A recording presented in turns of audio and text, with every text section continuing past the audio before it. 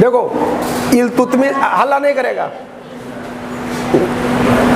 ए जुनिया चाय देखो आज एकदम पैतरा बड़ा चकचक है जी।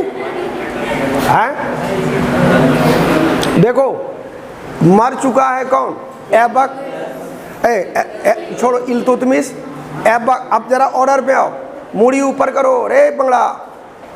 पहला कैरेक्टर ऐबक, ऐबक के बाद आराम सा, आराम सा के बाद फरिया गया यहाँ तक।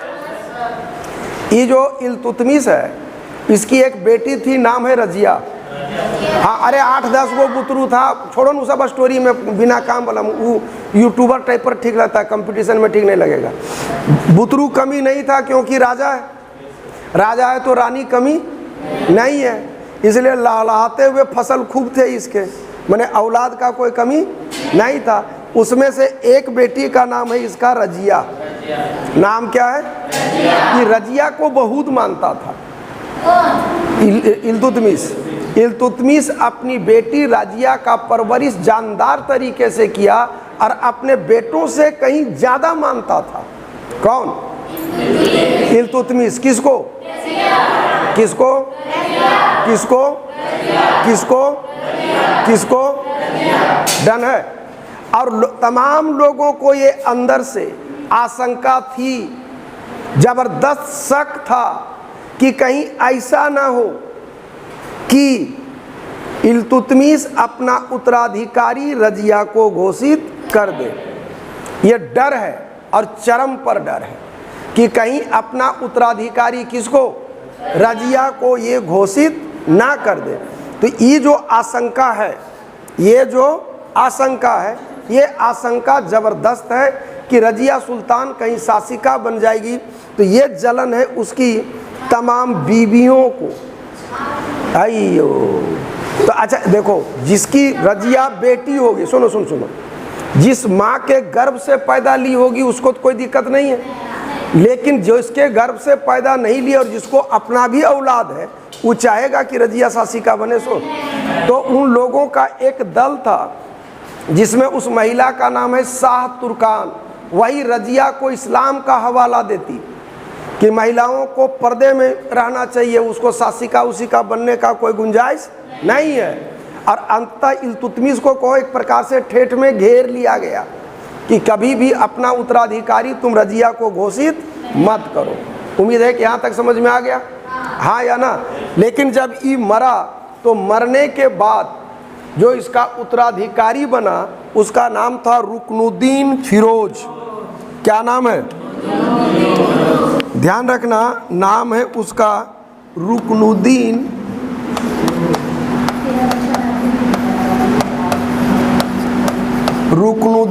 फिरोज। ये वो रुकनुद्दीन फिरोज है जो बतौर शासक के रूप में आता है और इसी की माँ है शाह तुर्कान। माँ का नाम क्या है? माँ का नाम क्या है? शाह तुर्कान। माँ का नाम क्या है? शाह तुर्कान। तो ध्यान रखना, रुकनुद्दीन फिरोज बतौर शासक के रूप में आता है और शासन सत्ता की कड़ियों को ठीक संचालित करना आरंभ करता है। लेकिन यारा एक ग्रेड के खत्म इंसान था कौन? फिरोज। अब खाली छुच्छे फिरोज दिमाग में रखो ना, फिरोज, रुकनुद्दीन फिरोज नाम है। और इसकी माँ और बेटा ये दोनों की जुगलबंदी इतिहास में चर्चित रहा। ये दोनों खेला खूब किया, दोनों एक ग्रेड का डरपोक। अब पूरा शासन को कंट्रोल करती कौन? शाह तुर्कान। पूरे प्रशासन के काम को कौन करती? शाह तुर्कान। और यही वो शाह तुर्कान है ना जो कान भरी थी किसको? इसका इल्तुतमिश को। इल्तुतमिश का कान भर के यही समझाई थी ने कि महिलाओं को, इस्लामिक महिलाओं को, मुस्लिम महिलाओं को राज सत्ता के काम में भाग लेना नहीं चाहिए, और अपने वही काम कर रही है। तो मतलब चर्चा का विषय बनेगा कि नहीं, हाँ या ना? और जो भी आता सबके प्रति इसको एक चीज लगता, जो भी मंत्री तंत्री अमीर सलाह देने जाता इसको लगता सब मिलजुल करके षड्यंत्र रच रहा है। ये फरियाया नहीं बोल रहा है रे, इसको हमेशा लगता कि सब मिल के क्या कर रहा है? षड्यंत्र रच रहा है, हमरे काटेगा। इसलिए जो आता वो जनरली मंत्रियों का कत्ल करवा देता। अब बतलाओ, मंत्रियों में हल्का खौफ होगा कि पुरजोर खौफ होगा? है, जबरदस्त खौफ था। हर किसी को लगता कि यार ये किस टाइप का राजा बन गया।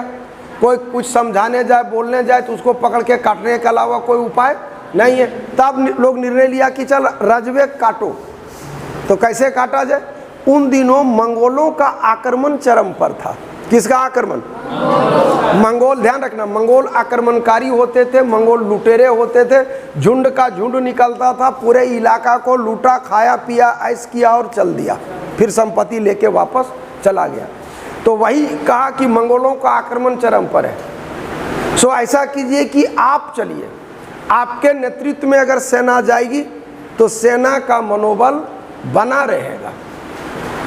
एक मुश्त सब मंत्री सब गए। अकेले जाने में सबको डर लगता था कि साला जाएंगे अकेले पकड़ के काट देगा, लेकिन ग्रुप में जाकर सबको नहीं काटेगा। और ये सलाह ठीक लगा किसको? रुकनुद्दीन फिरोज को। किसको? किसको? और रुकनुद्दीन फिरोज को पहले दिल्ली ले गया, दिल्ली से बाहर ले गया, दिल्ली में तो था ही, दिल्ली से बाहर ले गया। बाहर ले जाने के बाद ओकरा कैद किया, कैद करने के बाद फिर प्रेम से उसका विकेट ले लिया। तो मारा जाता है कौन? रुकनुद्दीन। और जब रुकनुद्दीन फिरोज दिल्ली से बाहर था तो रजिया सुल्तान, हाँ, लाल रंग का टोपी, लाल रंग का कोट, लाल रंग का कमीज, ये सब पहन के आम जनता के बीच आई। ये ड्रेस फरियाद का ड्रेस था, ये ड्रेस मांग था इंसाफ का कि हमारे साथ इंसाफ करो। और वही दिल्ली की जनता ने उस परिस्थिति में रजिया सुल्तान को शासक बना दिया और दिल्ली सल्तनत की बनने वाली प्रथम महिला शासिका के रूप में और अंतिम महिला शासिका के रूप में जानी जाती है। कौन बन गई? तो रुकनुद्दीन फिरोज के बाद कौन आ गया? कौन सुल्तान? कौन सुल्तान? ये आ गया। बहुत खूबसूरत थी, हम देखे थे इसलिए बोल रहे हैं कि राजेश हैं? अरे हम आज से हैं। देखो, ये रजिया सुल्तान बतौर शासिका के रूप में आ चुकी है। आप कहोगे कि रजिया सुल्तान को शासक बनाया कौन? तो रजिया सुल्तान को दिल्ली की आम जनता ने और दिल्ली के अमीरों ने बनाया। किसने किसने? आम जनता ने और दिल्ली के अमीरों ने। अमीर लोगों को क्या इंटरेस्ट था? तो सबसे बड़ा इंटरेस्ट ये था कि ये महिला है, और महिला है तो दिमागहीन होगी। ये हम नहीं कह रहे हैं, ये कौन कह रहा है? इतिहास कह रहा है। तो स्वाभाविक है रिमोट की सरकार होगी। अरे रजिया सुल्तान कहने भर के लिए शासिका होगी और पूरे शासन सत्ता का केंद्र बिंदु किसके हाथों में होगा? अमीरों के हाथों में। जब चाहेगा, जैसे चाहेगा, उस अनुरूप शासन के काम को करवा लेगा। इसलिए अमीरों का इंटरेस्ट बड़ी ज़्यादा था। ई फरियाया, हाँ या ना? तो रजिया सुल्तान बतौर शासिका के रूप में आई किसके सहयोग से? दिल्ली की जनता और अमीरों। दिल्ली की जनता को इसकी काबिलियत पर संदेह नहीं था। बड़ा बेजोड़ तीरंदाज थी यारा, शेर का शिकार करने जाती थी, कुशल घुड़सवारी जबरदस्त करती थी। तुम लोगों के टाइप पर के पे मैं करे वाला में से नहीं थी। बहादुर थी। शेर का शिकार करना, तीरंदाजी करना, शिकार खेलने जाना, घुड़दौड़ करना, ये सब उसका दिनचर्या का हिस्सा था। तो बदलाव, इस तरह की महिला अपने आप में चर्चा का विषय होगा कि नहीं? और यूँ भी तुमको हम बतलाए कि ये इल्तुतमिश की बहुत चहेती बेटी थी। अगर शाह तुर्कान नहीं लगी होती और इल्तुतमिश को अपने से उत्तराधिकारी घोषित करना होता तो निश्चित रूप से रजिया सुल्तान ही उत्तराधिकारी होती। ये बकवा रुकनुद्दीन फिरोज नहीं आता। ये बात फरियाया। लेकिन अमीरों, तो इसके कारण दिल्ली की आम जनता को इसकी क्षमता और दक्षता पर संदेह का कोई गुंजाइश ना था। और अमीरों को लगता था कि कितना टैलेंटेड है तो महिला, इसलिए चलेगी रिमोट की सरकार। जो अमीर लोग कहेगा वही सुनेगी। लेकिन रजिया का रंग कुछ अलहदा था, अलग था। गजब का शासन प्रणाली लाई। और शासन प्रणाली में व्यापारी तबका बेहद खुश, अमीर तबका बेहद खुश, कुशल, जिसको कहा जाता है गुड गवर्नेंस, अच्छा प्रशासन देने का काम लाजवाब की। अब तो अमीर लोगों को लगा बप्पा ये तो साला मामू बन गए, हमको लगा था कि हम लोगों से पूछ पूछ करेगी, ये किसी से पूछने की ज़रूरत नहीं है, इसके पास डिसीजन मेकिंग की क्षमता खुद की है और ज़बरदस्त है। अब अमीरों को अंदर से खराब लगने लगा, इसको लगने लगा कि कहाँ से इस महिला को हम शासक बना दिए। चूँकि ध्यान रखना, अमीर तबका दिल्ली के तख्त पर शासक के रूप में उसी को देखना पसंद करेगा जिसके पास दिमाग नाम का कोई चीज़ ना हो, ताकि वो अपनी तमाम चाहतों को पूरा कर सके और अपने अनुरूप शासन सत्ता की कड़ियों को पिरो सके। उम्मीद है कि पूरी बात समझ में आ गई होगी, हाँ या ना। और इसी जब इस शासक बना था तो ध्यान रखना, इसी के घुड़सवार डिपार्टमेंट का जिसका नाम है अमीर ए आखुर, घुड़साला डिपार्टमेंट को क्या कहा जाता था? अमीर ए आखुर, अमीर ए आखुर। अमीर ए आखुर कौन डिपार्टमेंट हो गया? घुड़साला डिपार्टमेंट। इसी का प्रधान था याकूत।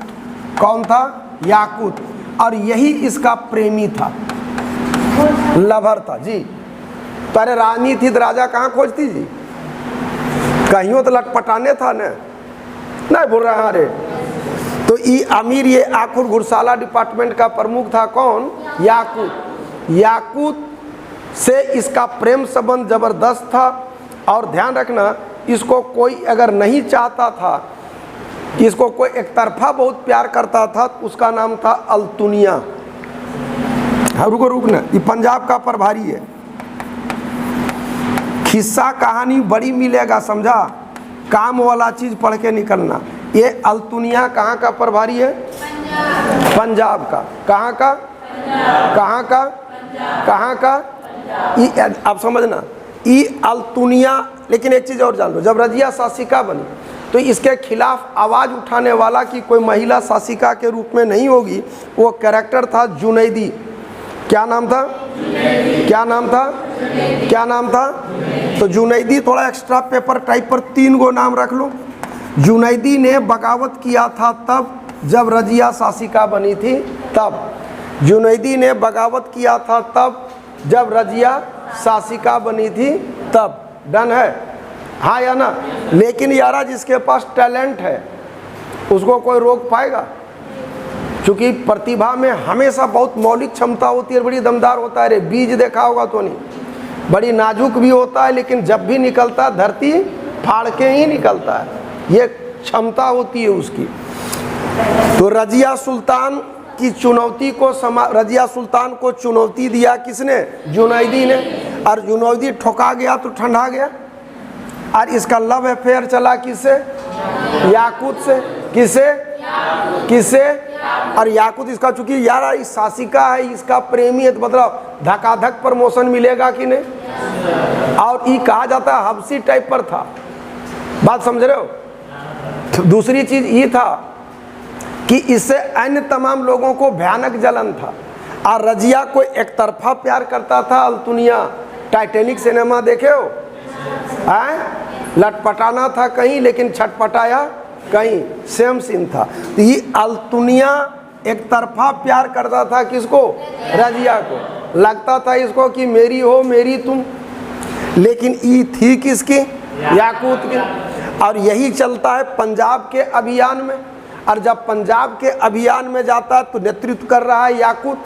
और इसको जो इतना अधिक प्रमोट कर दी थी, जो राजा के जस्ट नीचे का पद था इसके पास, या यूं कहो कि शक्ति के रूप में देखोगे तो राजा के जस्ट नीचे की शक्ति है। तो मतलब यारा जो भारतीय है, मुस्लिम है, समकक्ष है, टैलेंटेड समझता है, उसको कोई वैल्यू नहीं है। तो लोग सब मिल लिया और पकड़ के काट दिया ककरा?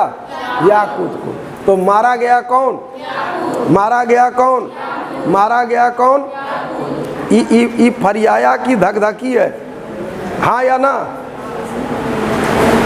तो याकूत को मारा गया। तब क्या की? रजिया तेज थी, ये जानती थी कि अल्तुनिया है टैलेंटेड, और तब इसने, रजिया ने अल्तुनिया से शादी कर लिया। फरियाया, हाँ या ना? प्रेमी है कौन? याकूत। बियाह की किससे? चुनौती दिया था किसने? ये शासिका बनी थी नागरिकों और अमीरों के सहयोग से। नागरिक और अमीर के, जानते हो लोगों के अंदर याकूत के प्रति नफरत का भाव भरने के काम में बहुत बड़ा योगदान था अमीरों का। रजिया को अपदस्थ करने में, षड्यंत्र रचने में बहुत बड़ी भूमिका थी अमीरों की। अमीर लोग धर्म का ऐसा लावा पहनाया जो चित्रण करता था कि याकूत अपनी बाहों में रजिया को उठा के घोड़े पर चढ़ाता है, उतारता है, ये इस्लाम इसकी इजाज़त नहीं देती। देखो धार्मिक उन्माद पैदा करना बड़ी आसान होता है ना, हाँ या ना? ऐसे करके अमीर षड्यंत्र रचना आरंभ किया था। ध्यान रखना, रजिया टैलेंटेड थी और यही प्रतिभा उसकी बर्बादी का कारण बना। इसमें ध्यान रखना, रजिया का महिला होना और अमीरों का षड्यंत्र, यही रजिया सुल्तान की बर्बादी का कारण बना। अब इसी दरमियान होता क्या है कि इस प्रकार अल्तुनिया और रजिया दो पावरफुल शख्सियत एक मंच पर है, हाँ या ना? तब अमीरों ने समझाना शुरू किया रजिया के भाई को, और रजिया के भाई का नाम क्या है? बहराम शाह। क्या नाम है? क्या नाम है? क्या नाम है? क्या नाम है? किसका भाई है? किसका भाई है? बहराम शाह को बताया गया कि तेरे अच्छे दिन आएंगे, तुम अपनी बहन का कत्ल कर दो। और वही कैथल के समीप किताब में लिखेगा हिंदू डकैतों ने यारा, हाँ, मारना शुरू किया, जंग मतलब खदेड़ना शुरू किया, तो भाग गई तो पूरे शासिका थी, महिला थी, और कोई महिला ऐसा पैदा लेबे नहीं किया जिसको जेवर का शौक ना हो। महिला बोले हम, लड़की नहीं बोले, बात समझ में आ रहा है? पूरा सोना चांदी से लवरेज थी।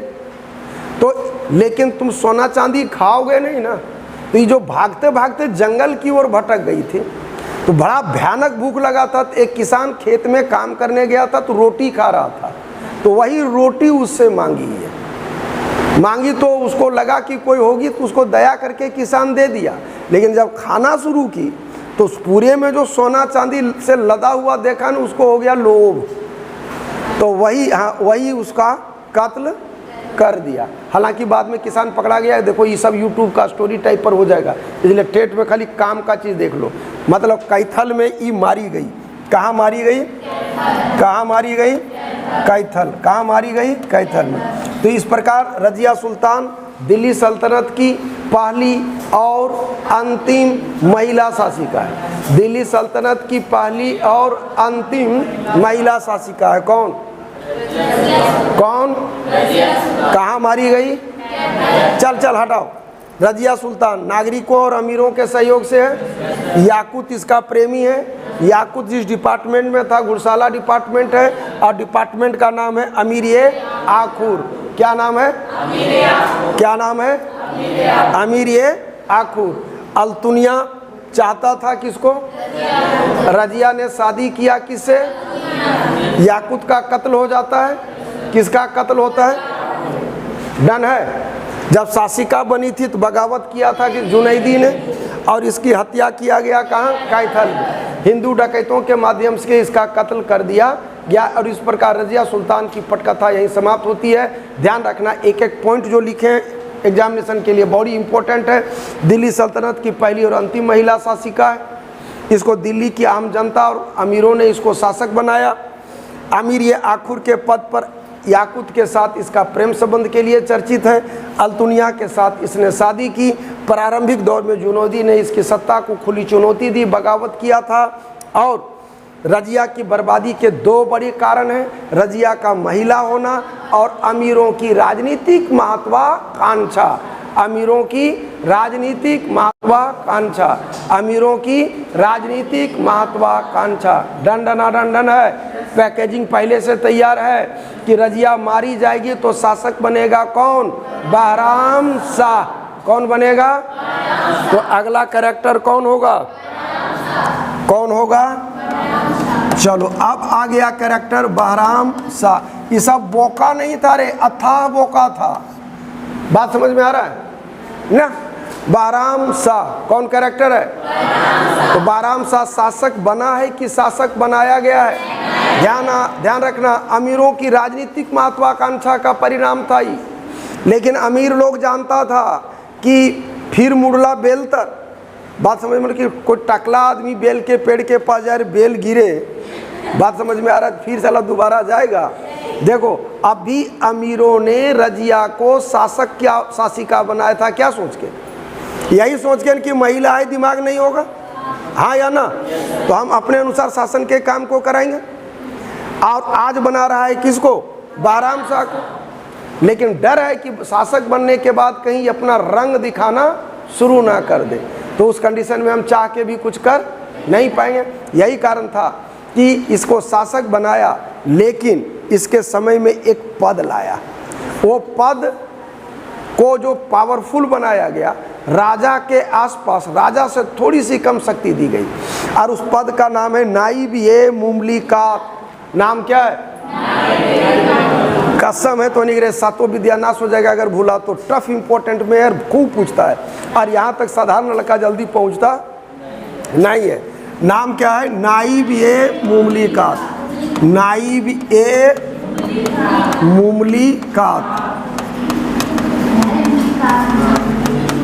नाइब-ए-मुमलिकात। नाइब-ए-मुमलिकात पद का नाम है, समझा? नाइब-ए-मुमलिकात पद का नाम है, और इस पद पर पहला व्यक्ति जो बैठा था उसका नाम था इख्तियारुद्दीन एतगीन। तो दूर छोड़ दे, इतना कायल रटेगी। नाइब-ए-मुमलिकात के पद पर कौन बैठा? एतगीन। कौन बैठा? नाइब-ए-मुमलिकात के पद पर बैठने वाला पहला व्यक्ति कौन है, हाँ या ना? यही दो पॉइंट दिमाग में रखना है। फिर बाबू इतनी हीरोगिरी करना शुरू किया, फर्स्ट क्लास इसका कत्ल कर दिया गया। अब ऐसे बेवकूफ़ शासकों का दौर चलेगा जो कहने की ज़रूरत नहीं है। बहराम शाह मारा गया, तो बहराम शाह के बाद जो नेक्स्ट कैरेक्टर आता है उसका नाम है मसूद शाह। कौन सा? कौन सा? तो अगला शासक कौन है? अभी आ गया कौन? बहराम शाह। बहराम शाह में कितना पॉइंट दिमाग में रखोगे? 2। बहुत ही राजा के समकक्ष जो पद लाया, नाम है क्या? नाइब-ए-मुमलिकात। पद का नाम? पद का नाम?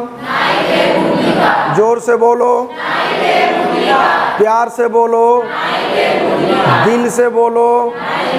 और इस पद पर पहला व्यक्ति कौन था? पहला व्यक्ति कौन था? पहला व्यक्ति कौन था? और अंततः काम कंपटीशन के लिए इतने काफ़ी है। बहराम शाह मारा जाता है। बहराम शाह के मारे जाने के बाद आता है नसूद शाह। नसूद शाह का भी कोई खास कहानी नहीं है, ऐतिहासिक पॉइंट ऑफ व्यू से कोई स्टोरी इसका नहीं है, कोई दमदार पॉइंट नहीं है। इसके बाद जो कैरेक्टर बनता है उसका नाम है नसरुद्दीन मोहम्मद। नाम क्या है? नसरुद्दीन। नसरुद्दीन मोहम्मद। खाली नसरुद्दीन दिमाग में रख यारा। नसरुद्दीन बेटा था किसका? नसरुद्दीन बेटा था इल्तुतमिश का। नसरुद्दीन बेटा था किसका? देखो, इल्तुतमिश अपने एक बेटे को, समझना, इधर मुड़ी ऊपर करो। इल्तुतमिश अपने बेटे को, जिसका नाम नसरुद्दीन था, इल्तुतमिश के बेटे का नाम नसरुद्दीन था, उसने अपने बेटे को एक अभियान में भेजा, बंगाल के अभियान में, और वो अभियान में वो मारा गया। उस वक्त नसरुद्दीन की बीवी गर्भवती थी, तो इल्तुतमिश ने अपने बेटे की याद में उसके बेटे का नाम नसरुद्दीन रखा, वही अभी शासक है। ये जो हम बोले बुझाया ये नहीं फरिया? ओहो हाँ। अरे इल्तुतमिश का बेटा का नाम नसरुद्दीन है, और उसी नसरुद्दीन को बंगाल के अभियान में भेजा था, वहाँ वो मारा गया।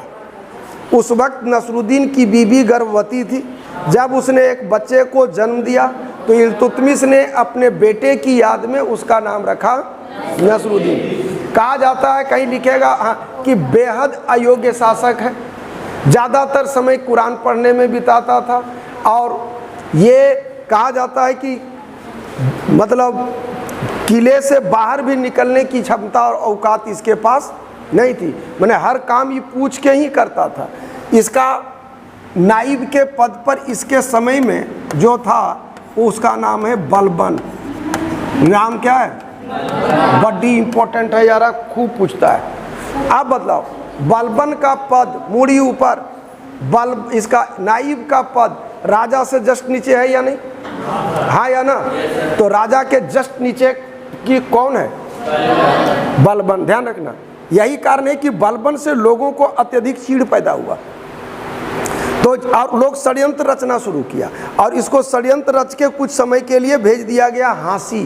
बलबन को कहाँ भेज दिया गया? हाँसी। ये बहुत बार पूछा है बलबन को कहाँ भेज दिया गया? हाँसी। बलबन को कहाँ भेज दिया गया? हाँसी। बलबन को कहाँ भेज दिया गया? हाँसी। लेकिन बलबन के बगैर शासन सत्ता चलना बड़ा मुश्किल था। बलबन का दामाद है कौन? नसरुद्दीन। बलबन का दामाद है कौन? बलबन का दामाद है कौन? बलबन का दामाद है कौन? ये फरियाया, हाँ या ना? दिल्ली सल्तनत के बेहद अयोग्य शासकों में से एक शासक है नसरुद्दीन। ये ज़्यादातर समय कुरान पढ़ने में बिताता। इसके समय में पूरे प्रशासन के काम को देखने, प्रशासनिक गतिविधियों को नियंत्रित, निर्देशित और संचालित करने, इन तमाम कामों को करने का काम इसका ससुर करता, जिसका नाम बलबन है। बलबन से तमाम मंत्रियों को चीड़ पैदा हुई और चीड़ पैदा होने के कारण इसको कुछ समय के लिए भेज दिया गया हाँसी। लेकिन हाँसी भेज देने के बाद प्रशासन गड़बड़ा जाता है दिल्ली का। यही कारण है कि बलबन को फिर से इसको रिटर्न बैक ले आया जाता है और ये इसकी हो जाती है। इसके बारे में ये भी कहा जाता है कि प्रकृति से बड़ा धार्मिक था। ये कुरान में लिखी बातों को ताड़ के पेपर पर लिखता था और उसको बेचता था। उससे जो कमाई होता था उससे खर्चा अपना चलाता था। खैर कुल मिलाकर के ही एक अयोग्य शासक है। 2 पॉइंट कंपटीशन के लिए बड़ी इंपॉर्टेंट है। नाइब के पद पर था बलबन और बलबन को कुछ समय के लिए भेज दिया गया हाँसी। और ये जब मरता है तो यही बलबन बतौर शासक के रूप में आता है। हाँ, और ये बलबन गुलाम है किसका? इल्तुतमिश का। ये फरियाया, हाँ या ना? ये बलबन गुलाम है किसका? हाँ, पूरा नाम है गयासुद्दीन बलबन। चलो आप गड़बड़ाओगे, वापस आओ। पहला कैरेक्टर है ऐबक, सुनेगा। पहला कैरेक्टर है ऐबक। ऐबक के बाद आराम शाह, आराम शाह के बाद इल्तुतमिश, इल्तुतमिश के बाद फिरोज, फिरोज के बाद रजिया, रजिया के बाद बाराम शाह के बाद मसूद शाह, मसूद शाह के बाद नसरुद्दीन। चलो इसको 2 फेज में हम लोग रखते हैं। देखो ये आ गया आप कौन? बोलो ऐबक, आराम, ऐबक आराम। ये ऐबक आराम इत्मीनान से रह जाएगा कि पहले 2 अक्षर से। अब ये आ गया, बोलो इल्तुतमिश, फिरोज, रजिया। इल्तुतमिश, फिरोज, रजिया। इल्तुतमिश, फिरोज, रजिया। इल्तुतमिश, फिरोज, रजिया।